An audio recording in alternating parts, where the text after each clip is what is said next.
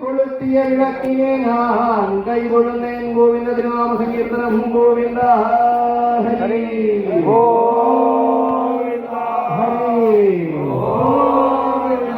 ഹരി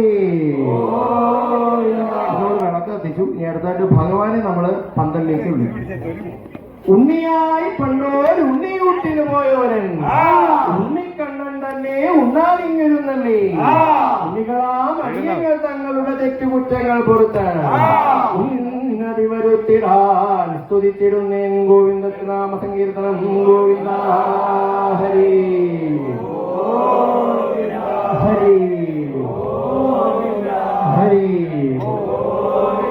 ഈ സദ്യയുടെ ഏറ്റവും വലിയ പ്രത്യേകത ഇവിടെ നമ്മൾ ഭഗവാന് വേണ്ടിയിട്ടാണ് ഈ സദ്യ നടത്തുന്നത്. അപ്പൊ അതുകൊണ്ട് തന്നെ നമ്മൾ ആദ്യം വിളക്കത്ത് ഭഗവാനായിട്ടാണ് വിളക്കുക. ഇപ്പോൾ ഇവിടെ ഭഗവാനായിട്ട്